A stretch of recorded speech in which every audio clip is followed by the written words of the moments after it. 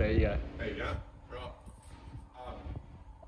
David Sylvia, who Wills, put together S1 Scooter from Inmotion. Right, these guys come in this box, but inside the box they're in parts, and putting them together when at that component it gets a little bit difficult. You need to pay attention to how you open the box up. It's pretty simple. It says this side up for unboxing. So yeah, just follow it along, pretty straightforward. Put him up on his side and cut him open with a razor blade or a knife. Around here, taped along this edge, so just cut him along.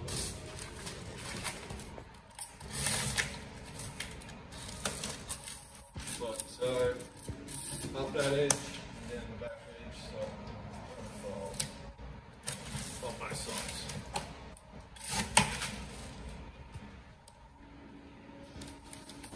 Once you've done that, lay it back down on the ground and open him up. And this way, it's going to be the right way up. Take the top of the foam off, and there's the scooter and all the bits. Bottom bit of foam off, leave the scooter on the side. In here, if you can't follow the video, there is written instructions on how to do it, but I found that by far this is the easiest way. Take that out, your charger is here, a little plastic bag. In the plastic bag of goodies is a heap of little bolts, Allen key bolts. They're all for the top of the control unit. Make sure you don't lose them. Your main clip, that's the 240 cord for the charger. And then you've got a series of Allen keys here to fit a series of Allen key head bolts. And that is a valve extender for inflating the tyres. What we do in the shop is we inflate the tyres while they're sitting here like this. The tyres don't come inflated, so this is, again, by far the easiest way to do it. Take the valve cap off. There. And then with the front tyre, it's sitting in here. Now, you do need to be careful of these cables. So pull him out and just sit him on his side like that. And there's your valve there. We'll take him out. Now, pressure on these, on the new tyres, which is these ones with the cross hatch on them, is at 44 psi. Pressure on the old ones, which are directional, is 50 psi, but is written on the side of the tyre. So it's pretty straightforward. Get your pump, whether it's a bike pump, an air compressor pump, whatever it might be, and inflate the tyres. So we've just got a little Nikita one here, which works really well. Set him at 44 psi. Plug him on. Plug him up. Same story with the back one. Now with the back one, the valve is pretty close to the hub motor.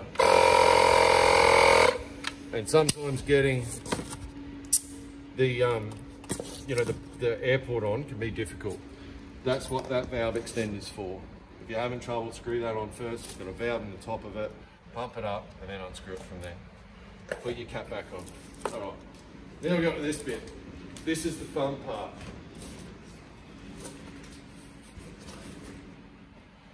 In the main headstand of the unit here, you'll see that there's some plastic wrap there. Now that plastic wrap is holding the bottom seal in place, the top seal in place, and the top locking collar in place.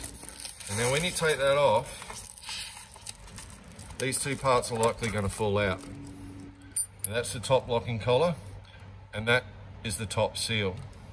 The bottom bearing's already over here on the front wheel, but it slides up and down, okay? So that needs to go on, and it must be in that configuration. This guy goes on top of here once it goes through, and must be facing that way. If you put it on that way, you would damage the bearing. So putting it together is pretty straightforward. If you put it it's set in there when you unwrap it in the right configuration. If you take it off carefully and you set it to the side, you can't fuck it up. All right.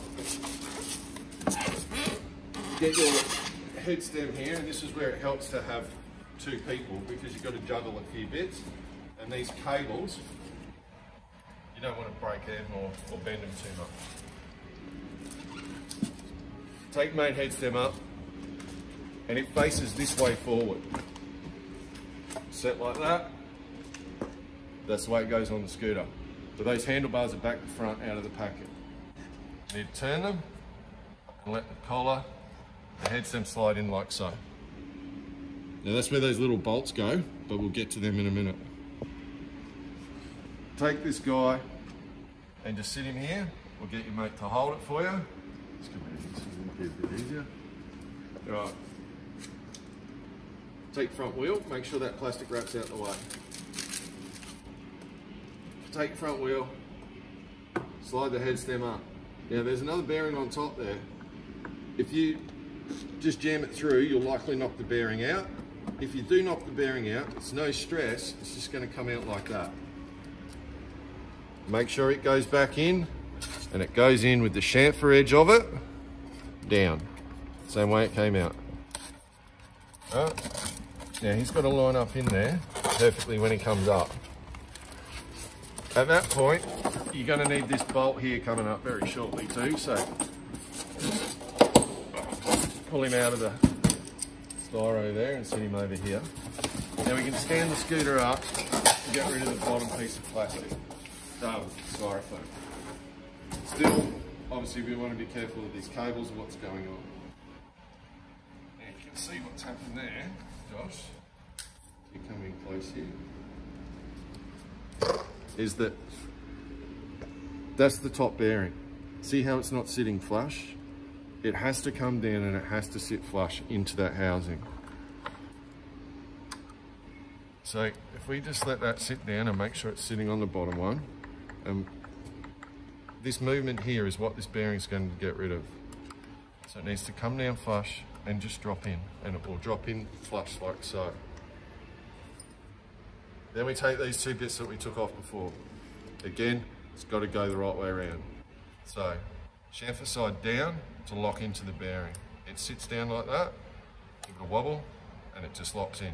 Very simple. This one, over, straight down, seal side down. Again, pretty straightforward. Push him down, and he's in. Now we take the headstem, just let that come down at the back, and we drop it straight on top. Once it's on top, let the head of the unit come down and sit in the middle. Center bolt, so this is your main headstem bolt. This is what controls how much pressure is on those two bearings. Set him in there, spin him in by hand as best you can. Then grab your Allen key and tighten him up. I'm going to use a ratchet because I've got one here and it's a little bit quicker and simpler, but pretty straightforward there. We want this guy fairly tight.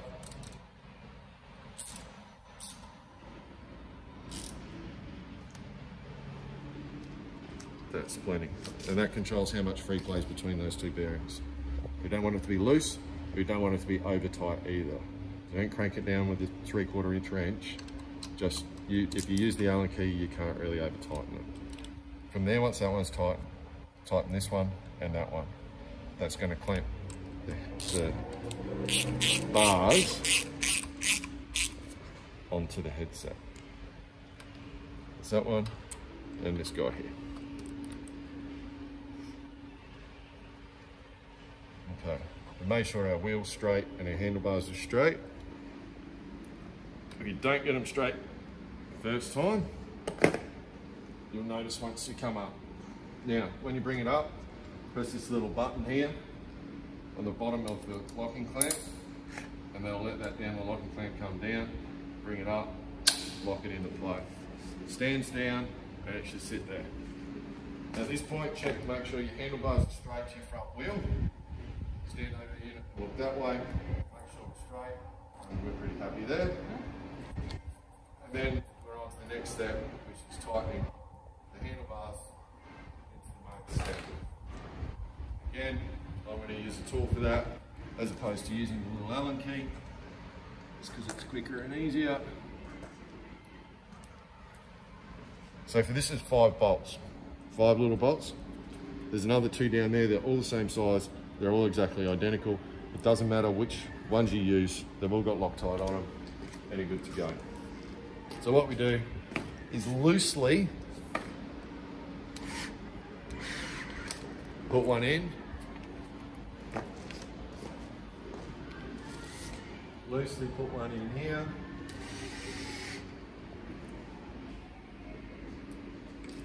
and again the other one,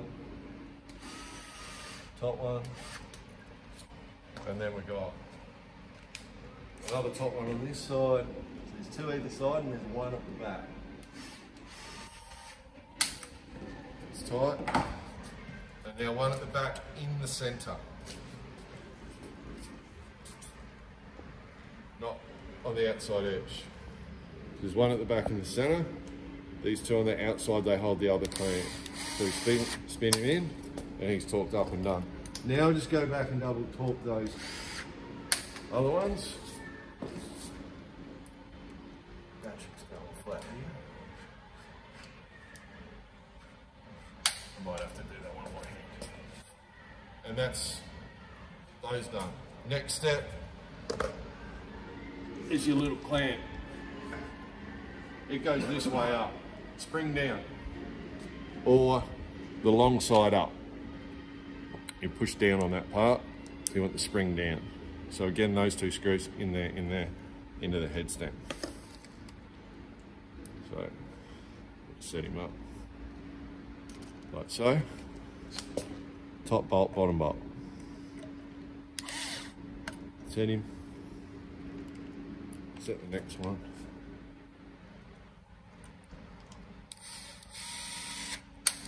Tighten them up. Now at that point, your scooter is assembled. This clip here, designed to go into that part there. So when you fold it, it comes down and it clips in like so. But once it's folded, then you can lift it from the butts. Okay? Don't clip him. Make sure you set the clips down, put him up, bring him up, put him closed. And that is how you assemble one. From this point forward, you need to power the unit on, make sure it all works, turn it off, and then you need to do the app. If you don't download the app to your phone, and you don't sync it to the unit will not go any faster than 3 kilometers an hour. You need to register the unit for all your warranty purposes and all that sort of stuff through the Inmotion app. On the box, there's a QR code to scan it in, which will take you to the app. In the manual, there is a QR code on the back of the manual to take you to the app. And there's a whole description in here, obviously, of what you need to do and how to do it. Okay? So, with the app, you need to register an account with Inmotion first, via an email account, and then they will send you you'll have your username and password. From there, you can put it in the app itself. And once you're in the app, you then need to sync it to the unit. I won't do it with my phone because it will pair my phone to this unit. But it's pretty straightforward. Search your vehicle, make sure your Bluetooth's turned on, make sure the unit's turned on, and it will come up and it will say something like S1 and then a big serial number. Hit that, it will connect to it. Once it connects to it, you need to go through the process and follow the steps, and at that point, your scooter's ready to ride. So that's it.